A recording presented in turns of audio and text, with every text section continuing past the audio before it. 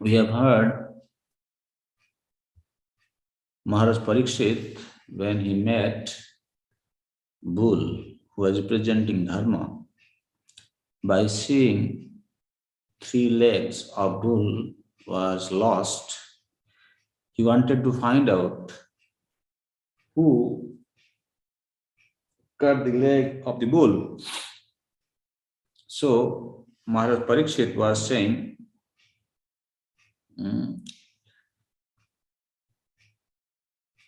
so he said, I am descendant of Pandu Maharaj.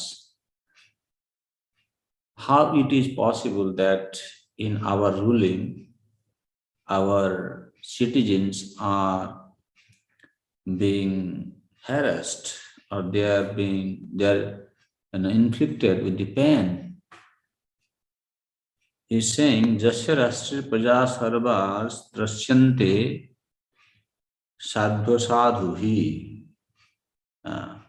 So he's saying that in any king's ruling, if the religious citizens are trasyante, Prabhupada translate is are terrified.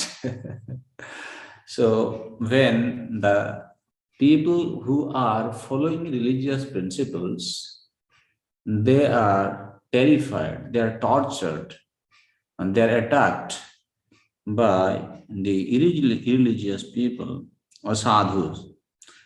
Tasya mattasya nasyanti kirtirayu bhavogati. If such a king does not give protection to the religious people, then he will fall down from his fame, his duration of life will be reduced, he will be deprived of his enjoyment, the material bhoga, and also his attainment of to the higher planets also will be destroyed. Isha Rajyam Parodharmo Hartinam Arti Nigraha. It is the highest dharma of a king that he should ensure that those who are suffering, their sufferings must be eradicated. Ataha enam vadishyami bhuta druham asattamam. So who is that most wretched person caused harm to you, has cut your leg? So I am going to punish him. So please tell me who is that person. You can see Maharaj Parikshit was already ready to punish the miscreant. Then in the text number 12 he says, Ko vrischa tava padang strin saurabheya chatuspada ma bhuvastvadrisharastre ragyam krishnanuvartinam. Maharaj Parikshit is speaking high of their dynasty, that Pandu dynasty, they were always following the orders of Krishna. Means they are ruling the citizens by following proper religious principles that are given to them by Krishna.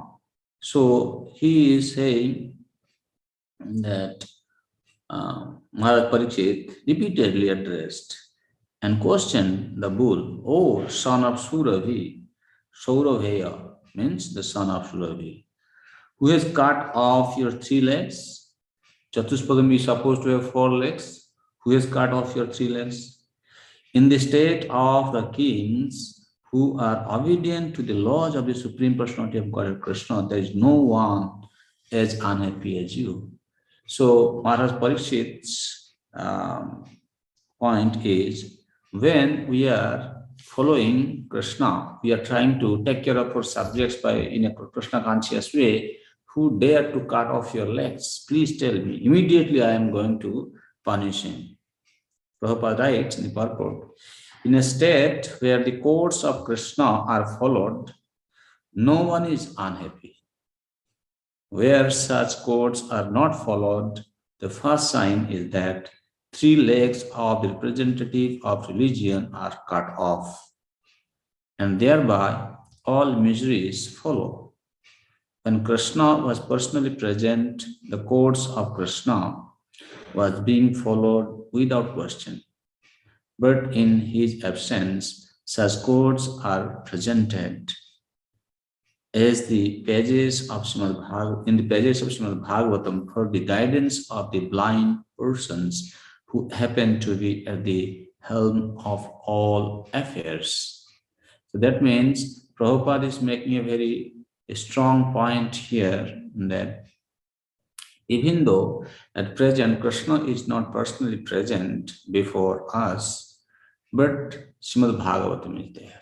So people who follow Srimad Bhagavatam, then there cannot be any reason for them to remain unhappy. So either it is the duty of the king to ensure that the citizen in the country follow the codes of Krishna.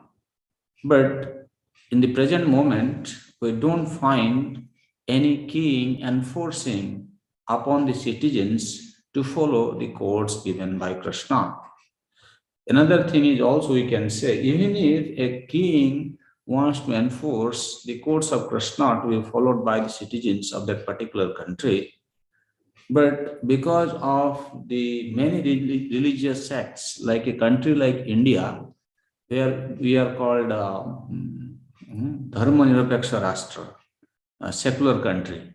So-called secularism is killing the goal of human life.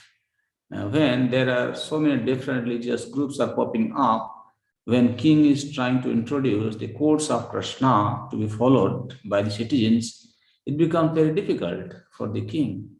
So in this situation, preachers like us, who are the preacher of Bhagavata Dharma, who are preaching the Srimad Bhagavatam, we have to take the lead that if we can preach the Srimad Bhagavatam, we can teach Srimad Bhagavatam to as many people as possible. That is how we can help people to become happy. We should take the responsibility. Now ISKCON is doing mass book distribution. Previously, people were giving a lot of emphasis into distributing Bhagavad Gita. But recently, for past 2-3 years, I had been noticing that our organization is giving more emphasis on to distributing Srimad Bhagavatam.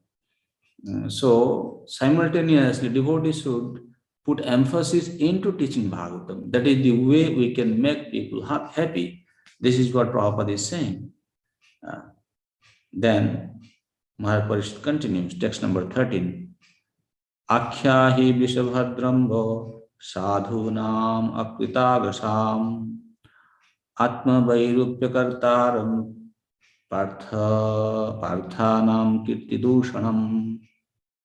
O bull, you are offenseless and thoroughly honest. Sadhunam akritagasam. You have no offense and you are a sadhu, honest person. Athakhyai. Therefore, I wish all good to you. Vrisham Bo Bhadram, let you remain happy. Therefore, he's saying Atmasairupakartaram. So please tell me the perpetrator of these mutilations which blackmail the reputation of the sons of Pritha. Parthanam Kirti Doshanam. That means, according to Maharaj Parikshit, when we are following the codes of Krishna, and if we do not give you protection, then it is going to bring defame to our dynasty. It is going to put a stain on the glorious dynasty of Pandu Maharaj. So that's why, please tell me who has Atma Vairupya Kartaram, who has deformed your body, who cut off your three legs. Please tell me. eh? I am going to punish him. The bull and the cow are the symbols of the most offenseless living beings because even the stool and urine of these animals are utilized to benefit human society. The descendants of the sons of Pritha, like Maharaj Parikshit, were afraid of losing their reputations.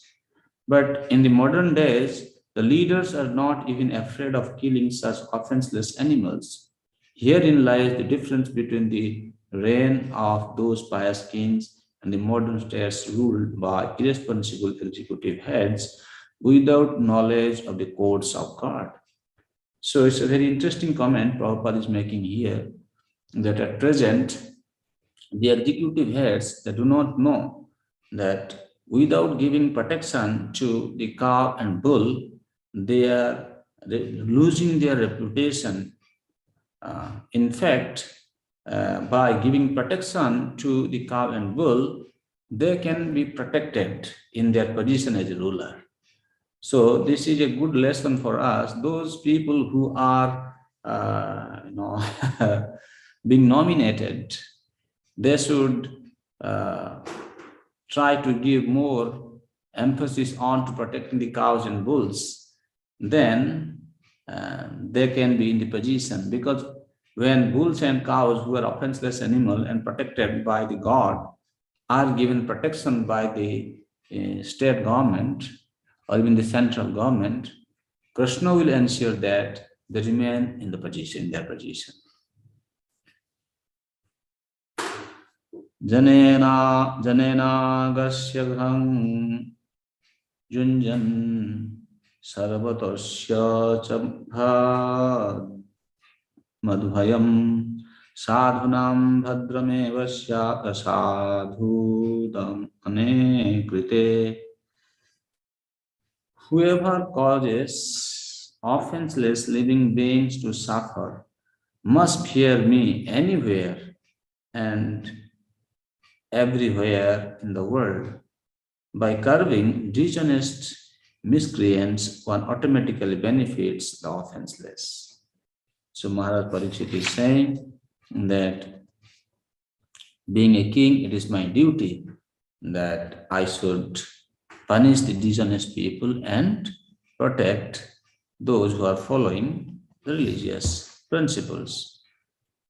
When the miscreants are punished in an exemplary manner, automatically all good fortune follows.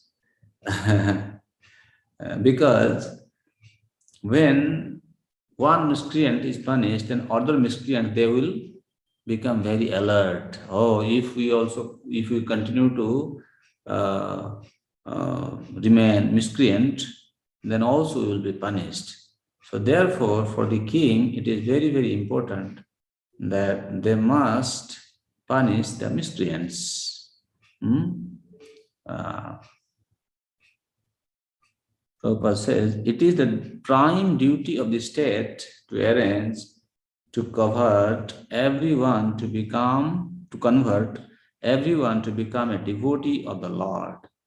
Thus, automatically there will be peaceful, offenseless citizens. Anyway, when we preach, then it will become practical. Many people will become devotee of the Lord, and that's how things will grow.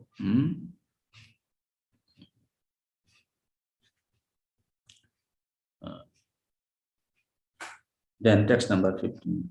Anagasasviha bhuteshu jo agas krinis nirankushaha ahartasmi bhujam sakshat amartasyapi sangadam.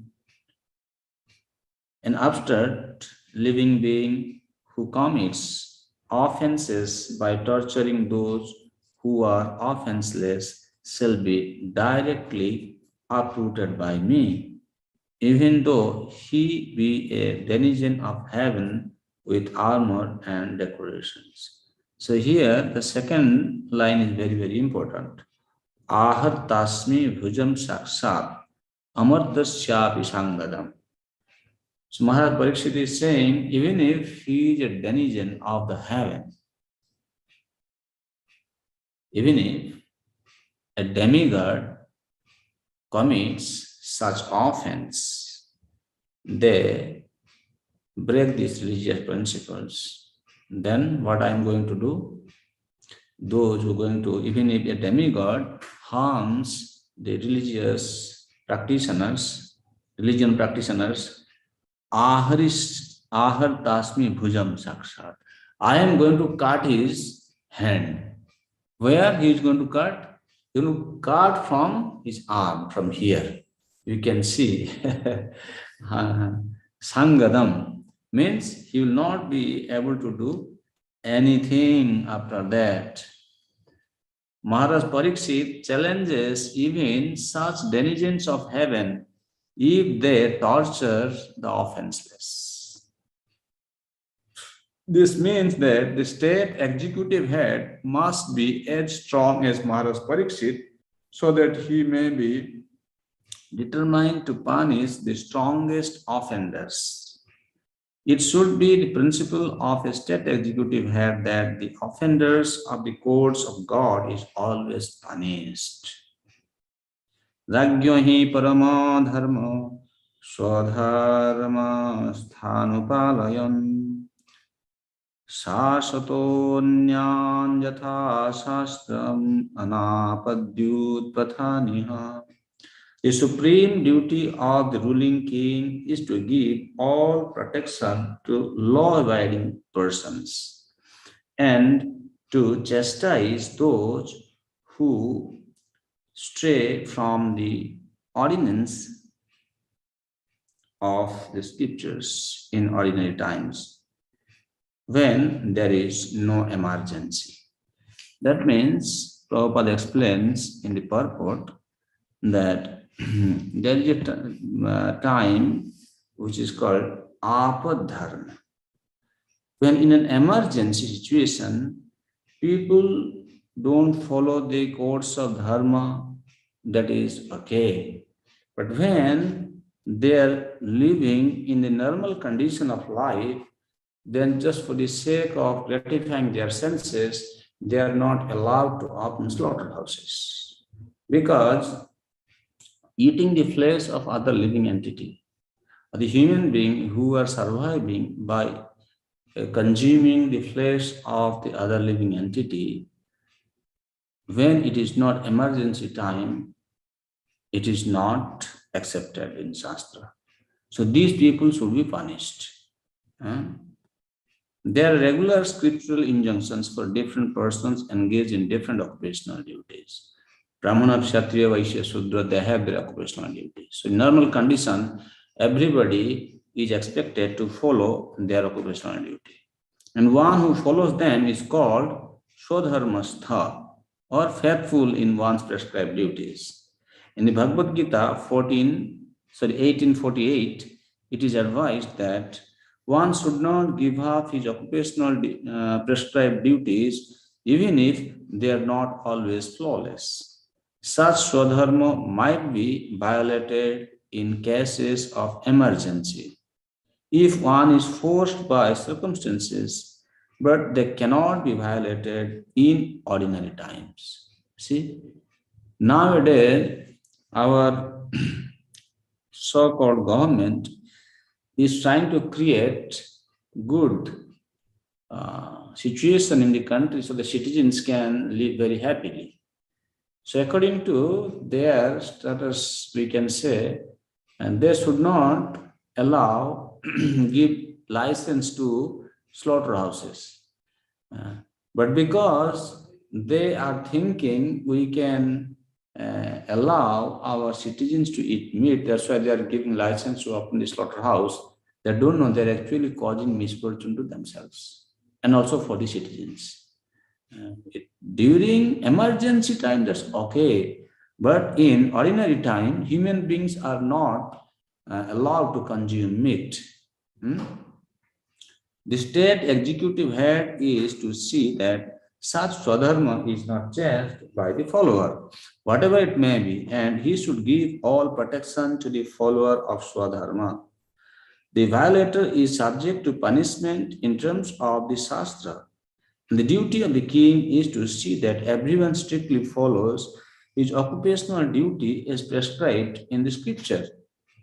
Even though we are speaking about the king's duty, a state executive head need to ensure that all the citizens in the country they follow the codes of religion, they follow their prescribed duty. But in this connection, definitely we can draw a parallel by looking into the teachings of Rishabdev, where he says the father, mother, they are also spiritual masters, right? Because the children they learn from them. That means they are as good as the king who needs to give protection to the children. Whether father and mother, they are king or queen, that doesn't matter. All father and mother, they think they by nature, by the law of biology, they remain the protector of the children. So when they are the protector of the children, so it is the duty of the parents to ensure that the codes of religion are followed by the children. Nowadays, these teachings are very much missing in the modern education system. Therefore, our devotees, I mean to say, people in general, they do not know that they need to give protection to their children. But how they can give protection to their children? Everybody is thinking by sending the child to the school, we can make them highly qualified in that way, we can give them protection. That is not possible. You cannot give protection to your child just by sending him to the material school. What the child is learning there, they are getting overloaded day by day with so much of homework, and they have no time for any other spiritual activity.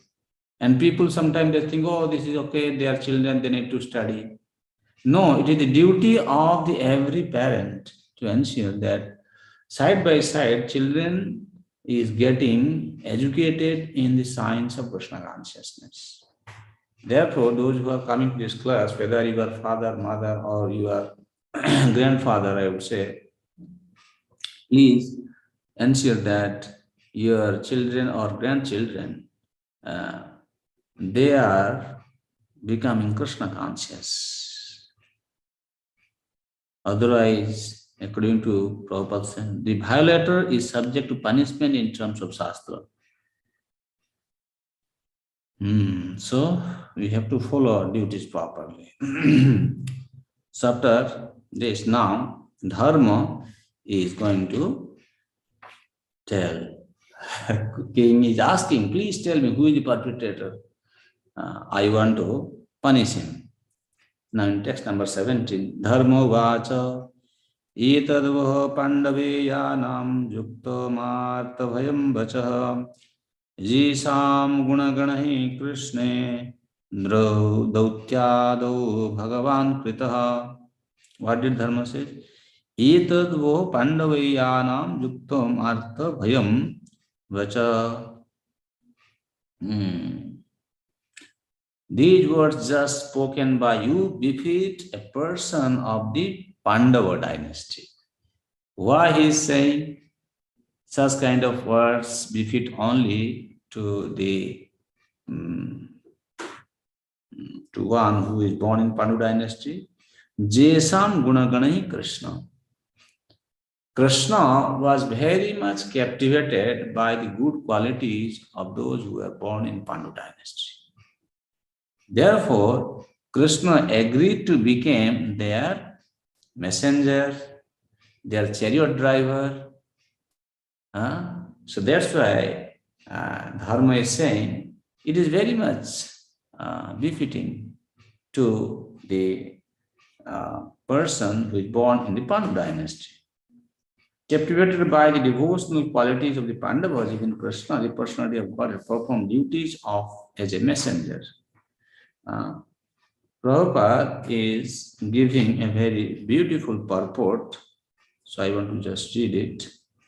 The Pandavas, by their annual devotional service, and full surrender unto the Lord, made it possible for the Lord to become a chariot driver or sometimes their later messenger.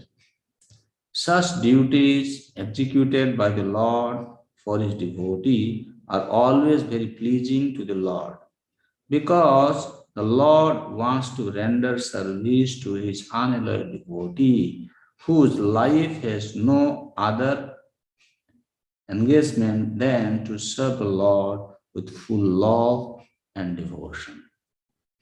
And we know this, the Lord is controlled by the love and devotion of his devotees. In this particular case, the Pandavas, who were unaware devotees of Krishna, because of their loving devotion, Krishna agreed to become their messengers, letter carriers. Um,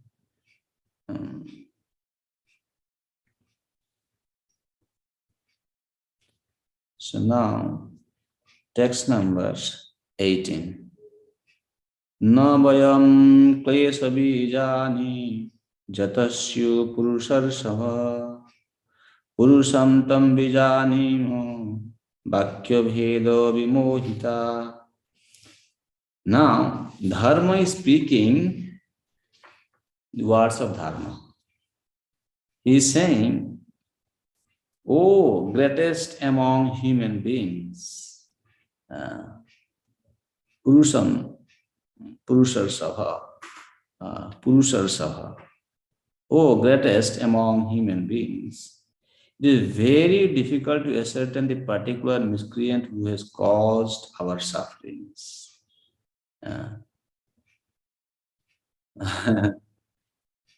Dharma is not ready to reveal the name who has inflicted pain to him. Why? He's saying because we are bewildered by all the different opinions of theoretical philosophers. Bhakya bhedo vimohita. His dharma. So dharma has studied the scripture very well. And we know Prabhupada is explaining there are 6 philosophers. Like he says,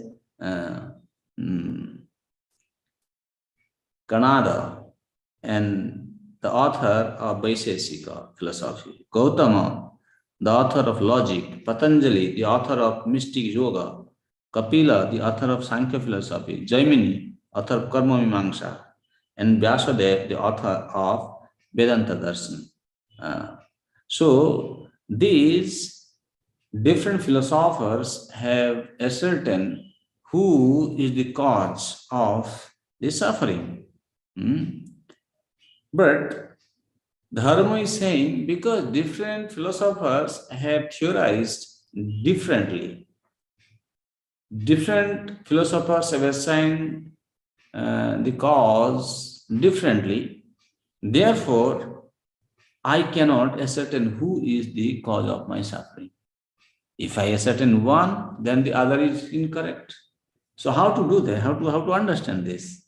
Prabhupada is writing, although the bull or the personality of religion and the cow, the personality of earth, knew perfectly well that the personality of Kali was the direct cause of their sufferings, still as devotees of the Lord, they knew well also that without the sanction of the Lord, no one could inflict trouble upon them.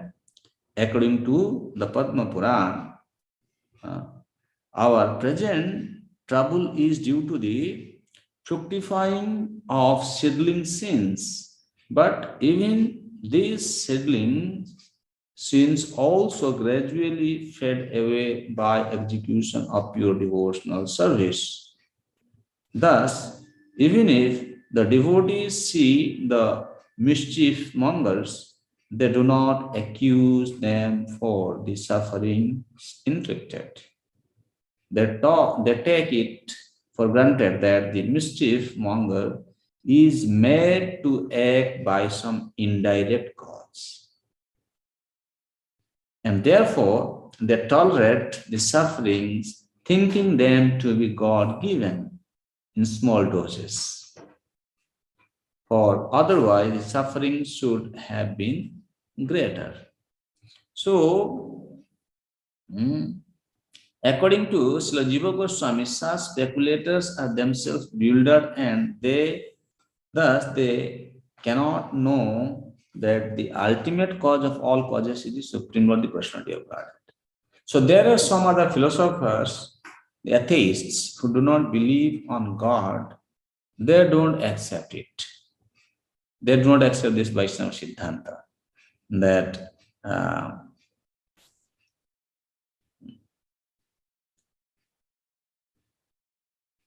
Krishna is in control. They don't accept it. Therefore, they give different philosophical explanations about who is the cause of the suffering. But anyway, Dharma, in next verse, again he continues, he is giving four reasons here. Kechit vikalpa vasana ahus atmanamatmana. So some says Atma is the cause of the suffering. Here Atma means we should not take soul. This is mind. Mind is the cause of the suffering. Some other says Devam Anni. Some other says the demigods. They are the cause of the suffering. Opere karma. Those who are followers of karma mimamsa philosophy, they say because of karma, people suffer. Swabhavam apare prabhum. Some other says Swabhava, the material nature, is the ultimate cause. Some of the philosophers who deny all sorts of duality declare that one's own self is responsible for his personal happiness and distress. Others say that superhuman powers are responsible, while yet others say that activity is responsible and the gross materialists maintain that nature is the ultimate cause.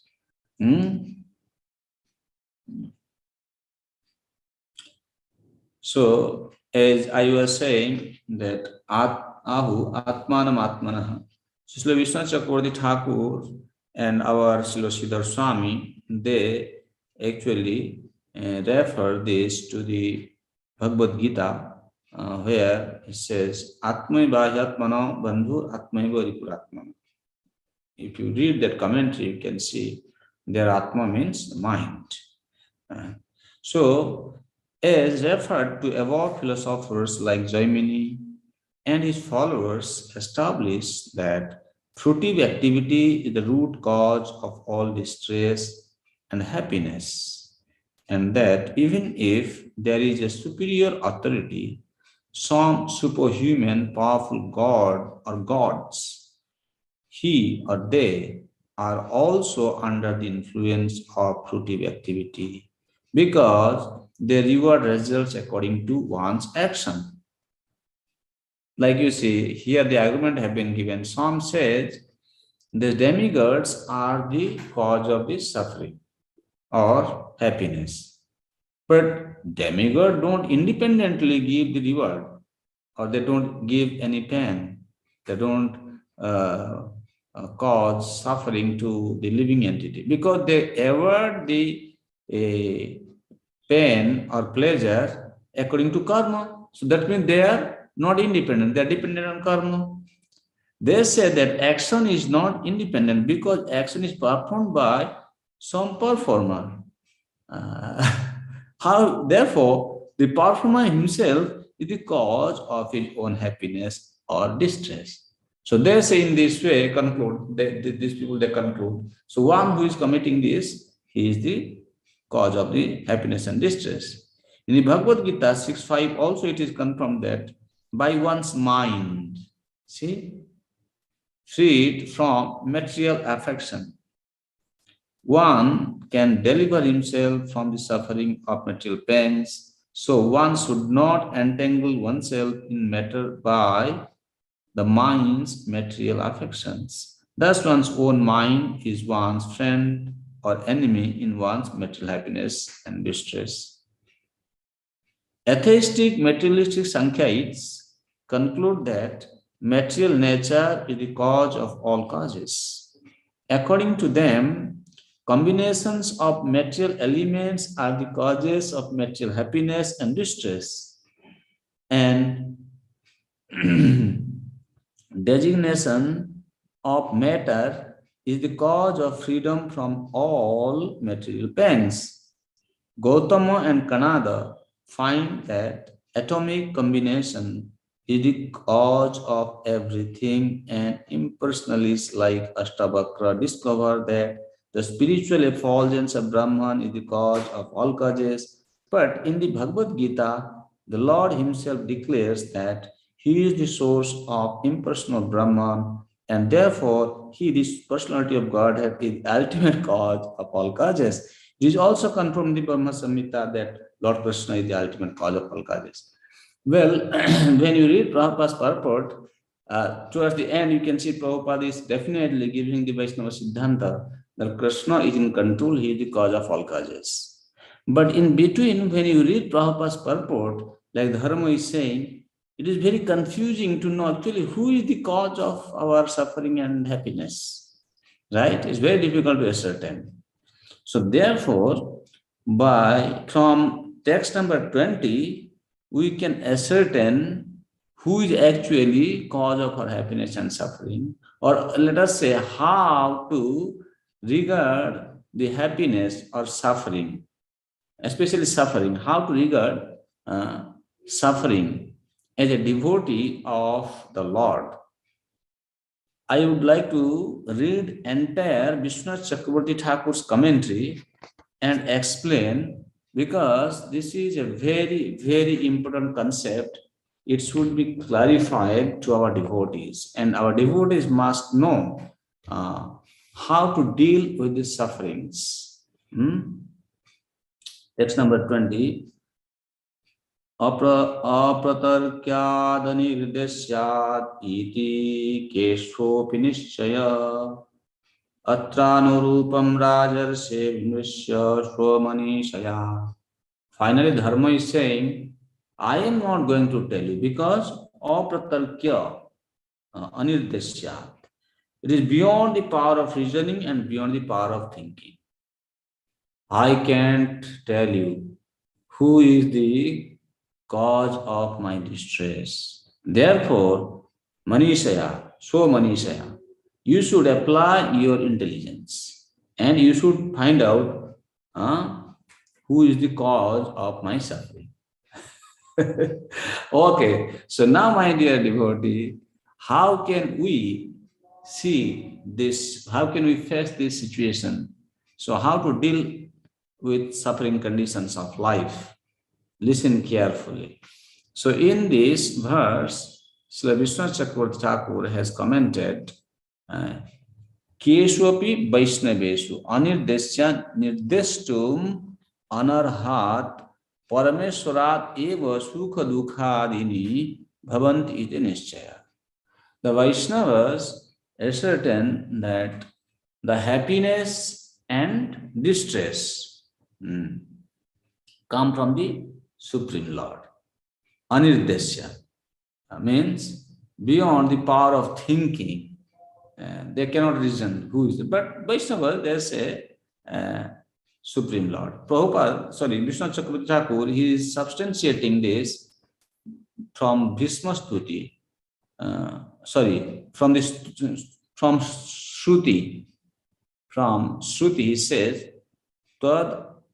Tadavagami no beti bhavadutha subha subhayor guna vigunanyanani iti.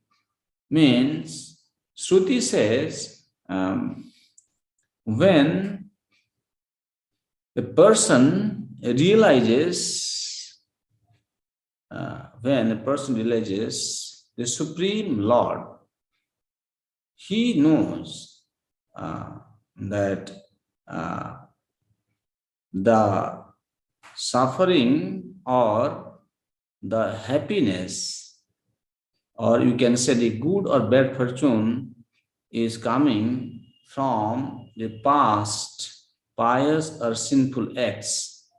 Uh, so it is you, the Supreme Lord, who controls the good and bad fortune of the devotees. So, in that way, a devotee understands that somebody who knows the Supreme Lord, when he commits sinful activity or pious activity, which is controlled by the Lord, he is going to give us the result accordingly. In the Bhagavad Gita, Krishna also says, Sukham dukham bhavo bhava bhayam cha bhayameva cha ahimsa samata tusti tapodanam jasojasa bhavanti bhava bhutanam matteva prithagvida. In the Bhagavad Gita, hischa. So in the Bhagavad Gita, Krishna is saying, Sukham dukham, happiness and distress. Bhavo bhava. Bhava means birth, abhava means death. And bhayam cha bhayameva cha, fear and fearlessness.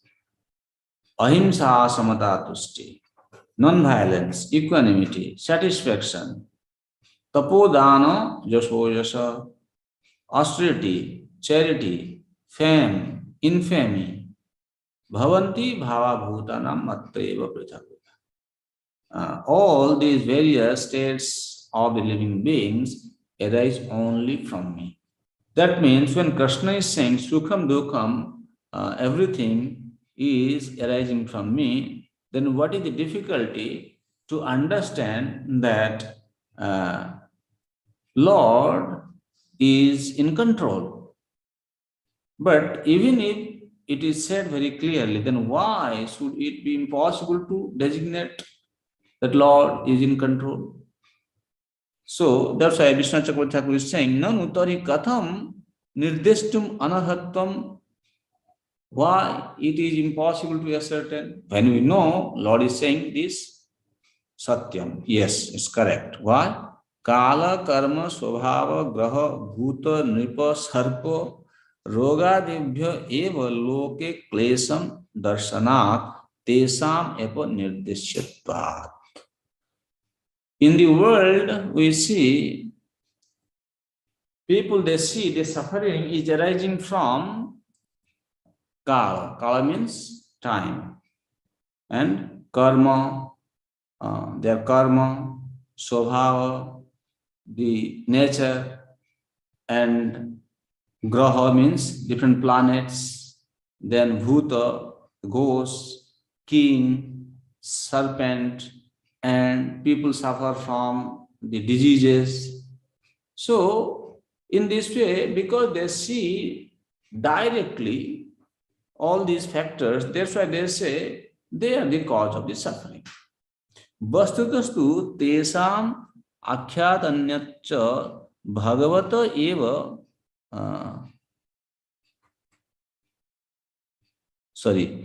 Vastutastu tesam aswatantryacha bhagavata eva sarvam bhavati. If we see, these are not independent causes.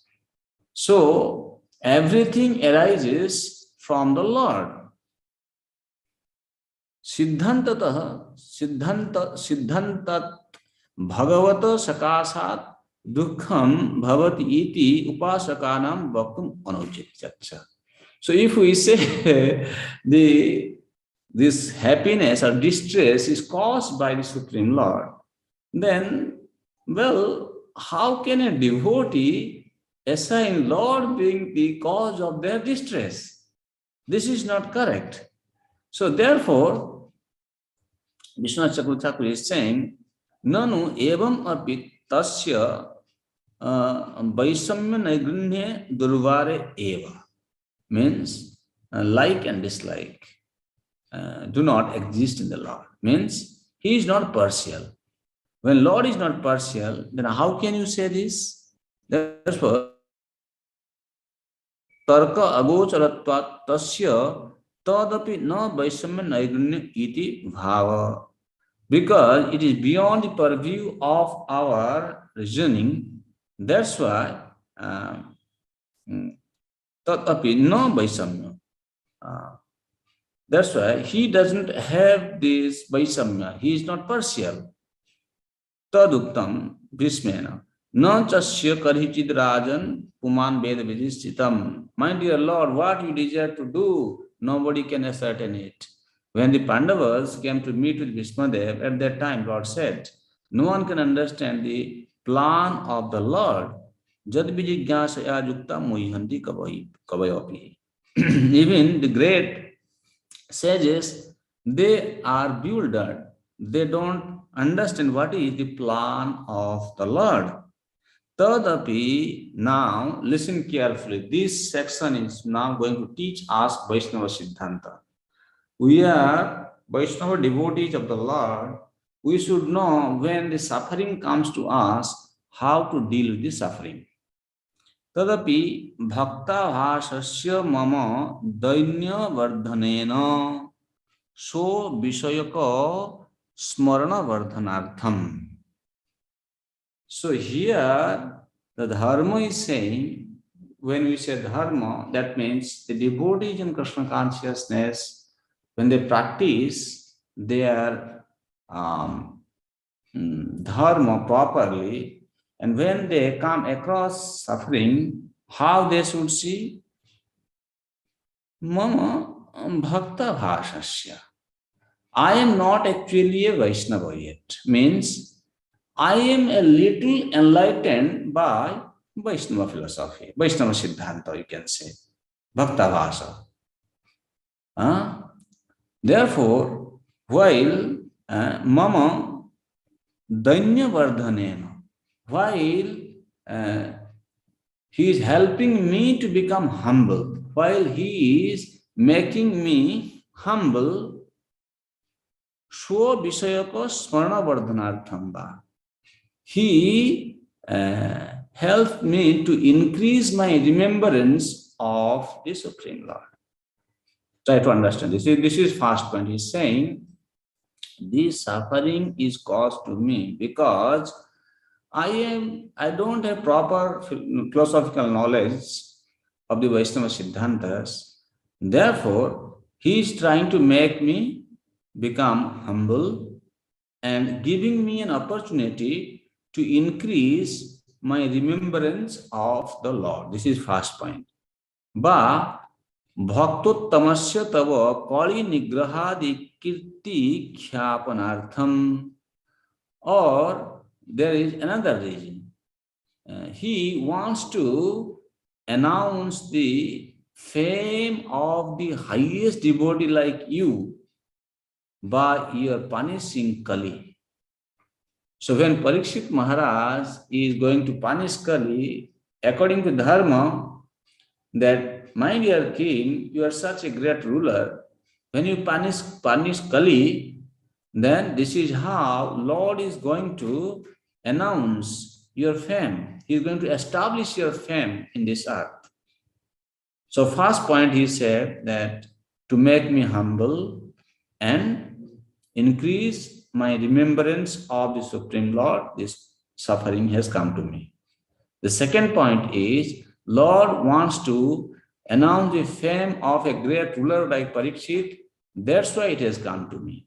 Or hitaya eva klesa danam muiham iti. Or his punishment is meant to benefit me. This is my good. This is for my good. Okay? Nanu esam matanam madhye kasyupadayatvam tatraha. If the question is asked, among the various opinions, which is the best? Atra nurupam samuchitam siddhantam tvam eva so manishaya vicharaya. Dharma is saying, now you decide by applying your intelligence which one is correct cause. Huh? Yata tvam rajarsi bhavasi. You are rajarsi. So you find out what is the correct siddhanta. Uh, Ityukti bhangya निश्चय शब्दात् सर्वान्ते कथनाच वैष्णव मतस्य सिद्धांतत्वम्. If you see the verse, the first line it says keswapi nischaya. By using this word nischaya, certainly at the end, this implies that the conclusion according to the Vaishnava Siddhanta should be taken as the correct. So that means the conclusion which was just given by Srila Vishwanath Chakravarti Thakur, that either it is for my benefit or this is just to make me humble and increase my remembrance of the Supreme Lord, or to announce the fame of the highest devotee of the Lord like you. So these are the three causes Dharma has assigned. That's why he did not accuse anyone as the cause of his suffering. Ataha kesu api ti anena matasyasya durlabhatvancha suchitam. So in that way, by saying among all of them, it is indicated that the idea is rare. So therefore, the king should decide who is the cause. Okay? Tatra vimishchityayam ragyo vimarsa no tavat klesana mithyatvam prakatam anubhuyamanatvat. So he's saying that the king should consider this among the various alternatives. Happiness and distress are not illusory because suffering is actually experienced. Suffering is experienced, then there must be a cause. No cha atmano tat karanatvam jivatmano paratantriyat. You cannot say the living entity is the cause because they are not independent. They are dependent. No cha grahanam tesam kal chakradhinatvat. You cannot say the various planets are the cause because they are kala chakradhin. They are under the control of the kala chakra. Kala chakra means will of the Supreme Lord. No cha karmana jadyatvat. Because of insensibility or insanity, you cannot say karma is the cause. Kincha saksha dharmasya kim prarabdham prarabdham kimcha saksha dharmasya asya kim prarabdham aprarabdham va papamasti. Moreover, can we say that this religion personified has prarabdha or aprarabdha sin? No, we cannot say that. Why? Papavati dharmatvo shaiva anupapatte. Are bhai, if somebody is committing sin, is a sinner, then how can he become the performer of religion? It is not possible. No cha swabhavasya tasya naikantikatvat. Swabhava is also not the cause because of the variegatedness, the nature is constantly changing. Therefore, swabhava is also not. Tasmat bhagavateva karanatam susthiram. Therefore, the Lord is the cause, is absolute. Lord as the cause is the absolute. So for Vaishnavas, we should understand that sometimes some people they say, because of the prarabdha, we are suffering. Um, in general, okay, in general, devotees suffer because of Vaishnava aparadh. We know Chaitanya Charitamrita says, Eko hariname jato pap hare papi sadhanai tato pap kare. Just by chanting once the holy name of the Lord, so much sin can be destroyed. Even a sinner cannot commit so much sin. Then how can we say one who has started chanting the holy name of the Lord is suffering because of the prarabdha or prarabdha? Vishnu Chakravarti clearly therefore he said, prarabdha or prarabdha papa is not the cause of the suffering in general. But in again elsewhere it is said, if there is a very severe Vaishnava aparadh caused, then that reaction can manifest at the stage of bhava also. So, but for us, we should know that Lord is trying to make me humble and He is trying to help me to become, to remember Him more and more progressively. And He's going to glorify His devotee who is rectifying me. That is His responsibility to glorify His devotee. Anyway, this is all for my good. So if we prepare our mindset by taking these three conclusive understandings from Vishnu Chakravarti Thakur, then we will not accuse anyone or we will not feel sorry for our suffering. We'll be very happy. Okay, Krishna is giving me an opportunity how I can remember him, how I can become humble. Uh, Lord is glorifying his devotees, that is how he is rectifying me. That is Lord's duty. So if we think like that, then we will not suffer heavily. Sometimes when we don't understand this philosophy correctly, then we try to accuse who is the cause of our suffering. Prabhupada is writing, a living being may forget all that he might have done in his past or present life, but one must know that in the same tree of the material body, the individual soul and the super soul as Paramatma is sitting like two birds. One of them, the living being, is enjoying the fruits of the tree, where the supreme being is there to witness the activities. Therefore, the Paramatma feature, the Supreme Soul, is actually the witness of all activities of the living being. And only by his direction can the living being remember or forget what he might have done in the past. He is therefore both the all-pervading impersonal Brahman and the localized Paramatma in everyone's heart. He is the knower of all past, present, and future, and nothing can be concealed from him.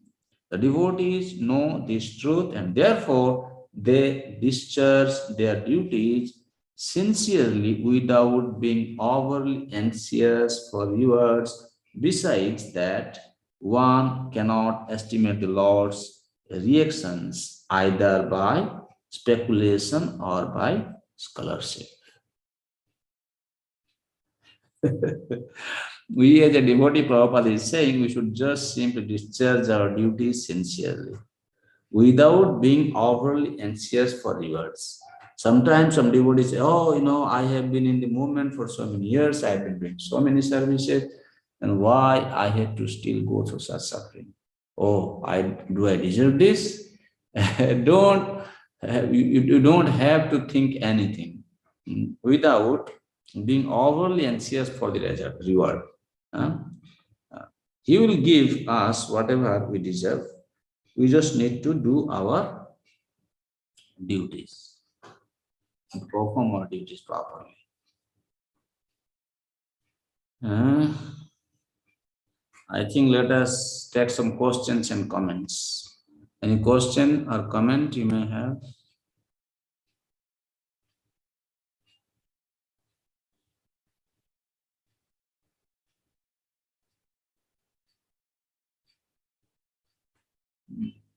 Sahade Prabhu? Hare Krishna, thank you so much, Prabhuji. Like you said, this is a very, very difficult topic. Because oftentimes, as human beings, we want to find out the cause of our suffering. Not only we try to find out, we always try to apply our intelligence to assign who is the cause of our suffering. Yeah, who is the cause? Always blaming somebody. We are very, very expert in blaming someone. Yes. Now, according to the advice by Vishnu Chakravarti Thakur that you read, that as devotees, we should accept suffering or unexpected situations as Krishna wants to teach me something. Krishna wants me to learn something. Krishna wants to glorify his devotee. What about those who are not devotees? If someone is not a devotee, and as devotees, we see the person going through suffering, how should we see that? Should we see that Krishna wants him to learn something? He's not a devotee. He doesn't even know the concept of. He is teaching this concept also applies to outside people. Because he is popped up, Krishna wants him to become humble. And because he has forgotten Krishna, Krishna wants him to remember him. Okay. Why are you not coming to me? I'll punish you. All right. But there is a difference between these people getting punishment and the devotees getting punishment. When the devotees are punished, they are punished by the Supreme Lord directly. He takes charge of the devotees. Just like, let me tell you, a jailer, when his own son commits some mistake, he punishes his own son himself. He doesn't put the son into the jail to be punished by the, jail keepers, right? But when the other people, they commit a mistake, he will put them into jail, and the jail keepers going to punish them. Yeah. So similarly, these material people who are non-devotees, they are punished by Mohamaya. And those who are devotees, they are punished by Yogamaya. There's a difference in punishment. This is how we should see. Thank you so much. It makes a lot of sense. Thank you. There's a lot of care and attention from the Lord for his devotee. Yeah. There is indirect care, indirect attention for the non-devotees. Silas Prabhu. Hare Krishna Prabhuji, Dhanavad Pranam to Worship Prabhupada. Thank you for quite a complex and difficult subject matter and explaining it. It is complex and difficult. I have a few questions and clarifications, if you can help with the understanding. Firstly, the personality of Dharma here is the bull in question, and it shows that the bull is, or Dharma is, somewhat confused about his position and or about what he should do, about who to blame or not to blame. Now, this is the personality of Dharma, the highest, most understanding of religious principles resides within Dharma. And if Dharma is perplexed about its situation, we have no hope, no? No. First of all, I need to clarify this. You see, Dharma is not perplexed. He is saying there are different philosophers who do not know the principles of religion, they are actually perplexed. That's why I cannot ascertain. If not, then why Vishwanath Chakravarti Thakur is commenting on this verse, Keswapi Nishchaya. So there he is saying that Vaishnava Siddhanta is this conclusion. So that means different people, they blame someone else for their suffering. That should not be done. That is the lesson Dharma wants to teach us. He knows what is, because this is what he has said, that even though different philosophers theorize differently, but we should not be confused as a Vaishnavas. That's why Vishwanath Chakravarti Thakur clarified what is Vaishnava Siddhanta. We are very fortunate to have Vishwanath Chakravarti Thakur with us. And it is applicable to us. Now, after reading Vishwanath Chakravarti Thakur's commentary, I don't think there is any difficulty to understand or to accept the situation in a positive spirit. But the point is, to accept Vishwanath Chakravarti Thakur's conclusive understanding, we need to be qualified as a Vaishnava. That requires some qualification. You cannot digest this philosophy so easily, that to increase my remembrance of the Lord, He is giving me suffering. To make me humble, He is giving me suffering. How many people can accept this, you tell me? Unless they are Vaishnava. Prabhu, it's very difficult, I can tell you. It's for my good.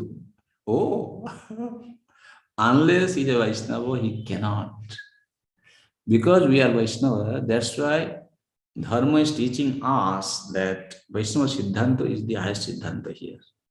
Not just keep on blaming left and right, who is, of course, sometimes we say karma, but karma, again, we are probably giving an example of your Atma, Paramatma. Paramatma is watching everything. So we need to be very careful about our activity. Whatever I am doing, I am being watched by the Supreme Lord in the form of Super Soul. He's all pervading, he's everywhere. These are the kind of lessons to be learned from the behavior of Dharma. That is why it has appeared in the pages of Srimad Bhagavatam to teach us. Does it make sense, Prabhu? Yes, Prabhuji. Yes, very much so. There's a lot of very, very clear understanding here.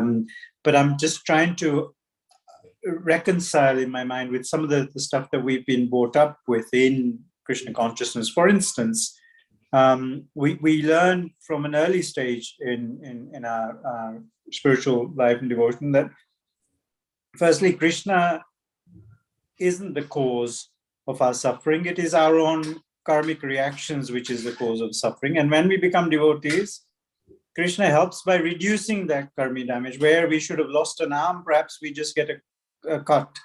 So, you know, that's the sort of philosophy that we've grown up around. And there's slightly difference here in the philosophical sense, in that we're saying that actually, so we are supposed to understand that it is our karmic reaction which is the cause of our suffering, not Krishna, because it is our own doing. But here it's twisted back on its head again, because of course, Krishna is the source of everything, on all causes. So Krishna is the cause of our suffering. Listen. Don't think like other people. And I don't want to blame Krishna. I want to blame myself. Listen. What I'm saying here, that's what we are saying. Here, Nishchaya means Vaishnava Siddhanta. When Vaishnava accepts Krishna is the cause of my suffering, he's not thinking like a karmi that he's just putting a blame on Krishna. Oh, Krishna is the culprit. He is causing me to suffer. Then how can we say he is Param Purush, he is our father, he is our benefactor, he is always trying to help us as a super soul. How can we accept it? They will kind of blame like that. But that is not Vaishnava Siddhanta. That is again philosophically we are getting inclined. Vaishnava Siddhanta is when you accept Krishna is actually giving me this. Why Krishna is giving me? Because Krishna wants me to become humble. He wants me to learn the humility. And Krishna is actually by this, by putting me into such an awkward situation, he is telling me, please fix your mind unto me. Okay, don't miss a single moment.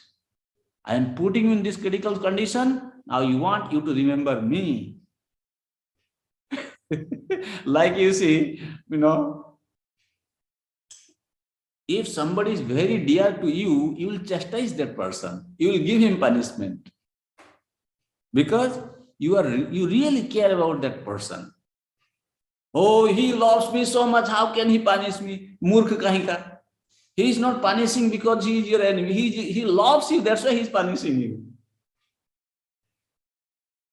In that, this is Vaishnava understanding. Lord loves me. That's why he wants me to grow in Krishna consciousness. He is giving me this opportunity.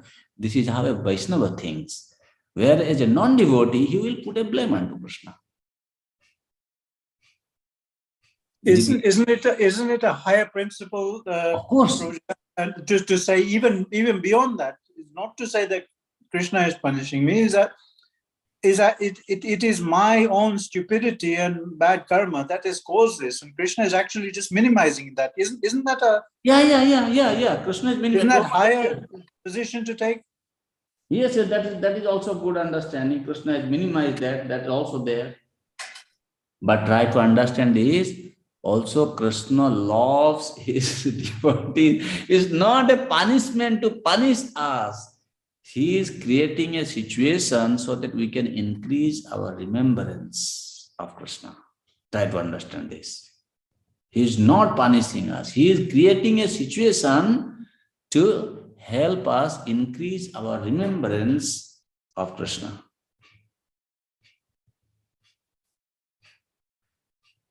Thank you. One last question, Prabhuji. Thank you for that. One very last question. Yeah. No, listen, Krishna is definitely giving us in a small dose.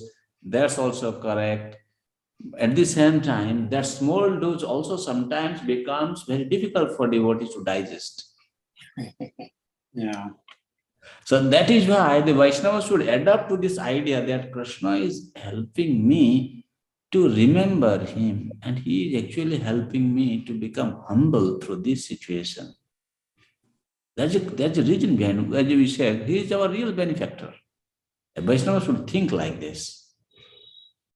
Then it is perfect. It will take some time. Yeah. I just can't bring myself to be able to think along the lines where I would blame Krishna for whatever sufferings I have to go through are inevitably my own stupid and horrific actions that I may have done either this life or previous lives. Hey, listen. No, I don't want you to think like that. Then you are also underestimating Krishna. You are not seeing Krishna's protection for you. No. Listen. No, you. The day you started chanting, he has cleared off all your stupidities. You are freed. Papir sadhanai tato pap kore. A sinner cannot commit so much sin. That just by chanting holy name of the Lord only once, that much amount of sin can be eradicated. A papi cannot commit so much sin. So you are already freed.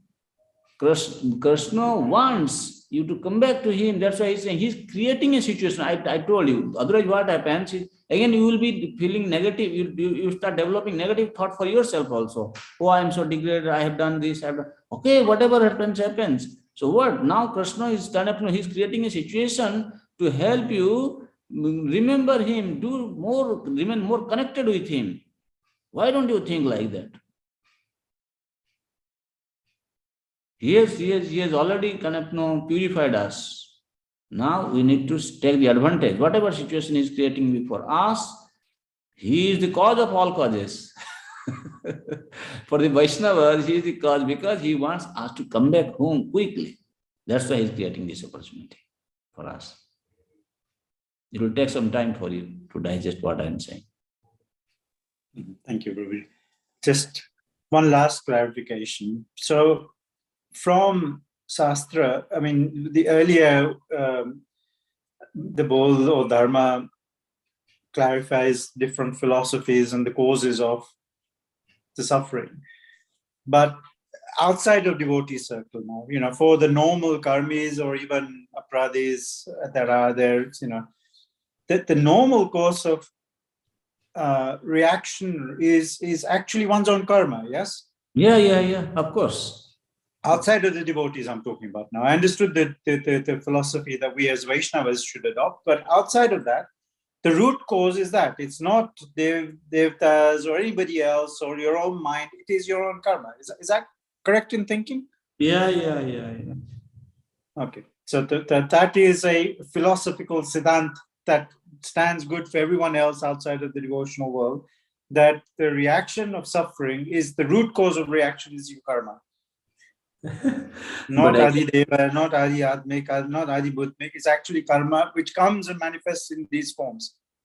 See. Yeah, but you as a Vaishnava, you should understand the entire Siddhanta also. Sometimes you do not know who you are talking to. Karma, what do you mean by karma? Karma is performed by the jiva.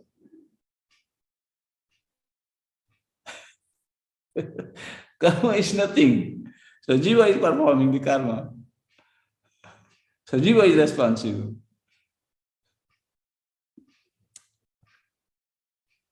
His avidya. Why is performing? Because of avidya, ignorance. His ignorance is cause.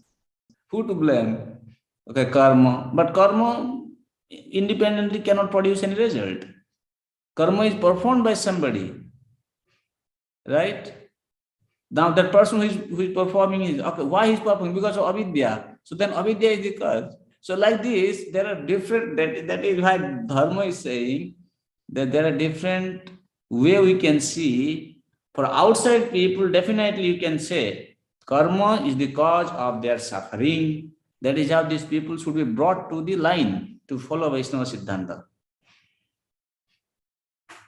But you should know as a Vaishnava what is the actual reasoning.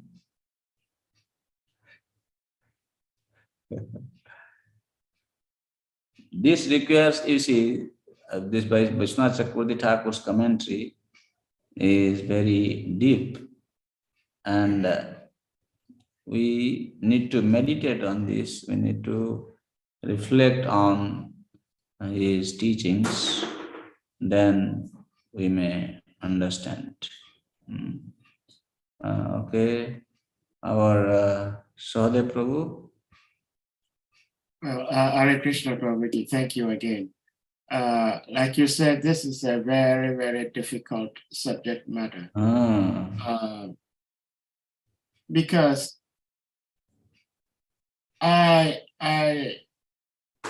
truly accept the explanation you gave to my question and the explanations you've given to Shailesh Prabhu's questions. But if devotees even come to accept that whatever we're going through is Krishna's mercy, Krishna wants us to learn something, wouldn't it be necessary for the devotees to also ask themselves, what did I do and why Krishna wants me to learn? That means that I did not learn something. So that means I did something that was improper, and therefore I do not have to continue repeating doing the same thing. So wouldn't it be okay for the devotee to also sit back and ask himself or herself the question, why Krishna wants me to learn this? That means I did not do something. And maybe I don't have to repeat the same thing. So Krishna brings these same lessons for me to learn. That's why I said, Vishwanath Chakravarti Thakur is saying he wants you to become humble. In this part, that is covered.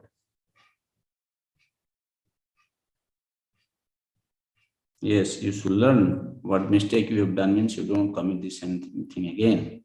Means you should become humble. Because of pride, people commit the same mistake again and again. Nilambari Radha Mataji.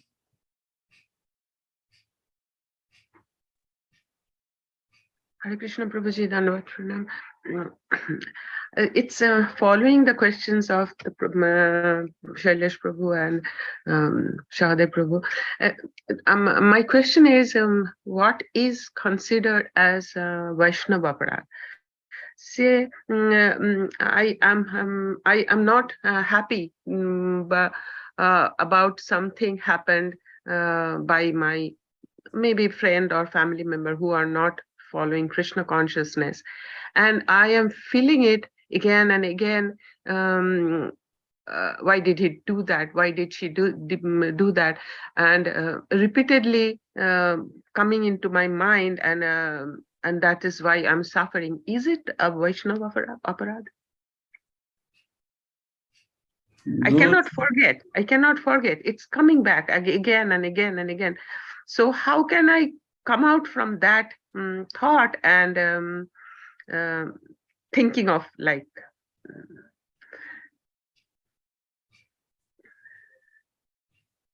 You are very much result oriented. yes, kind of. That's why this is happening to you. Don't remain over expectant to get the result what you want. Rather you think what I deserve. That's the one principle. Pardon me, say that again, please. You should focus more on what you deserve, not that what you desire. Already you have a result-oriented mentality. So no, it's about not about the result. What happens? Yes, I am telling you. You see, go and look back your heart. You are not able to see that. You are very much desirous to want, get what you want.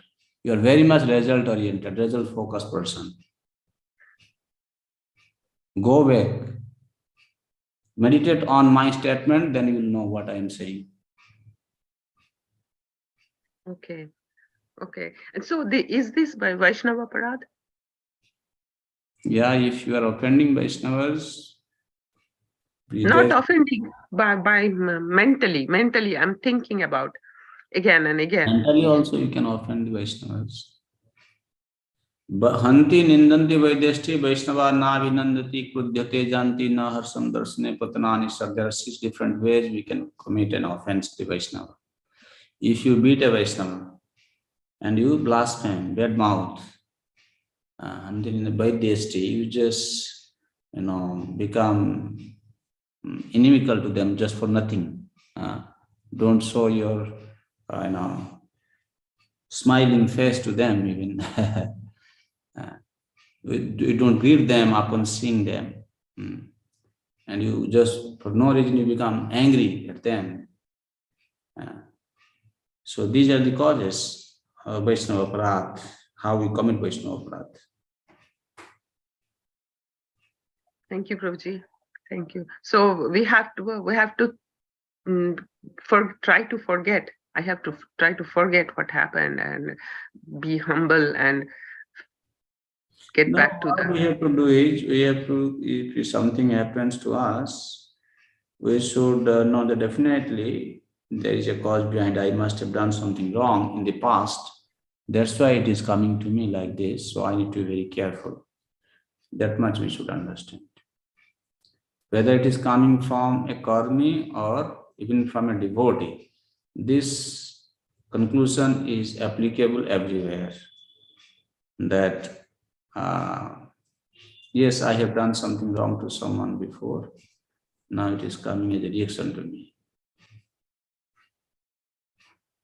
Okay. Okay. Thank you so much, Prabhuji. Thank you for your explanation. Sade Prabhu? Well, Hare Krishna, thank you. Thank you for giving me the audience.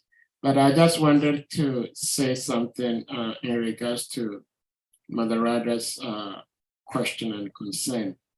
My Gurudev, His Holiness Bhaktivedanta Swami Maharaj, taught us many things, but one very important thing he taught us all was he gave us 4 principles of community building. And 1, 2, 3, the number 3, of course, all the 4 points he gave are very difficult for me to follow, but more especially is the number 3. Number 3 states that view all conflicts as your own fault first. And sometimes when I have a conflict with somebody and I know for sure that I am not the cause of the conflict, but here my Guru Dev is telling me that I should accept it as my fault first. And then from there, we can try to build how to resolve it. So I'm thinking that, like Prabhuji is explaining, that Padmanayana Prabhu is explaining, if we accept that Krishna is behind whatever happens, then we'll first ask ourselves, what did I do for this situation to happen? So like if somebody offended me and I cannot forget about how the person treated me, it is best for me to first of all think that I must have done something for the person to act the way he or she acted. And from there, we can try to build up.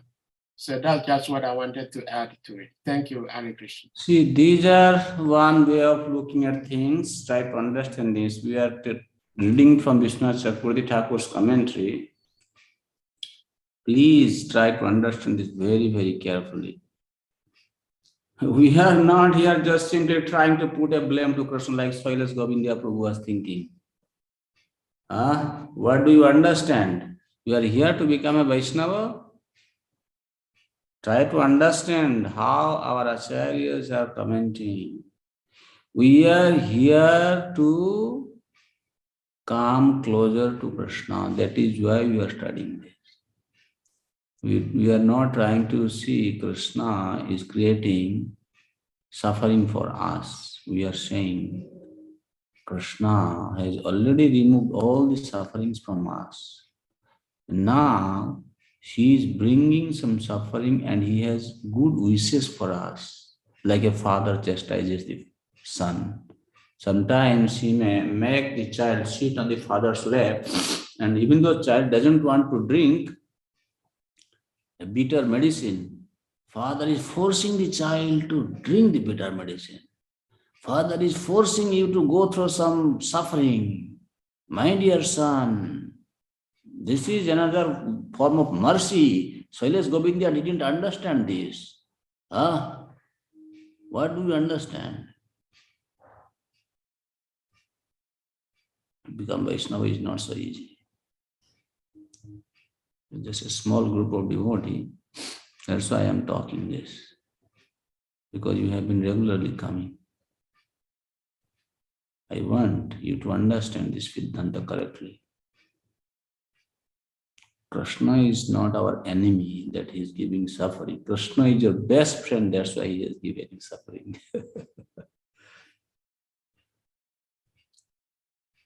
Prabhu, I just wanted to say thank you, but I think perhaps you misunderstood me. I was actually trying to say that I don't want to blame Krishna, I want to blame myself. I think Krishna is actually so merciful and magnanimous that even though I deserve much more, he's minimizing that. That's what I was trying to say, Prabhuji. Not that I want to blame Krishna, it was quite the contrary. I don't want to blame Krishna for my misfortune. That is one way to look at it. Try to be more positive. Even that I was saying, no, if you think like that also sometimes you will start developing negative feeling for yourself also. That is also not good in Krishna consciousness. We are not trying to, make you become proud of yourself, but at the same time, we don't want you to feel so low of yourself. That's also not good. Then you cannot practice Krishna consciousness properly. If somebody always think, oh, because of my misdeed, that's token of his appreciation and suffering he's giving me, always in that kind of mood, because material nature is going to, bring us suffering one after another. Some agents are actually there, according to Siddhar Swami is saying, user doer is making user doer, means some other agent are the cause of the suffering. They are being used by Krishna. So they are the user doer for us. So in that way, why Krishna is using them? Because he wants us to kind of come closer to him. So cultivate this mood more. It will help, Prabhu, to come one step closer to Krishna. Of course, an outside person cannot, digest certain Vaishnava Siddhantas. I will fully read it because we are all devotees in Vaishnavas, and in Vaishnava, amongst Vaishnavas, we can read this out. Okay. Thank you, Silas Prabhu. Thank you, Prabhuji. I just wanted to say one thing that certainly I hope on all our behalves, that it is the most valuable treasure of our lives that you're giving us such intimate level of instruction, almost personal for each of us, and the care and attention with which you give us that advice, even though it may be, as you say, bitter medicine, but it is the right bitter medicine for us to take for our own good. And it is always sweet afterwards. I tell you, 100%. After we've taken the bitter pill, a day or two after digestion, it is curing us. So thank you so, so much. It means a lot, at least to me and my family, but I'm sure that it means equally as much to everyone else that regularly joining and listening to you. So thank you for your guidance, as always, Prabhuji. Another thing also in this connection, dear devotee, I want to just share with you. Actually, now I am doing this class just to benefit myself. Because when I read, then it helps me to remain Krishna conscious. This Vishnu Chakravarti commentary, I have read it before. And today also, before coming to class, I was enjoying reading this, I can tell you. I spent almost 30 minutes on this verse, reading this commentary, trying to understand. And means actually, I want to do this because I also want to remain Krishna conscious. When I sit with this small group, and as you said, I also feel like a small group, and everybody, they know my mood now. So I can be very frank and open. There is nothing to kind of teach here. This is to learn from each other. So I take this class as a learning session for myself, to help me remain Krishna conscious. So only thing is, time is sometimes becoming challenging, but we are reading, slowly going. I also feel that whatever I am doing, let it be beneficial for me. I don't know whether it is benefiting others or not. Then anyway, in my dealing, sometimes I may be a little harsh. I don't want to be harsh. But as you know, I am a conditioned soul, that a wrong attitude may sometimes become manifest. Please don't take it otherwise. We let us try to learn from each other and grow in our Krishna consciousness together. Thank you, Silas Prabhu. Prabhuji, you are so humble. That's why we have to learn how to be humble like you. So it is your association that improves our nature, at least mine, to be humble and Okay, dear devotees, thank you very much. Hare Krishna, Hare Krishna, Krishna Krishna, Hare Hare Ram, Hare Ram, Ram Ram. Vancha kalpataru.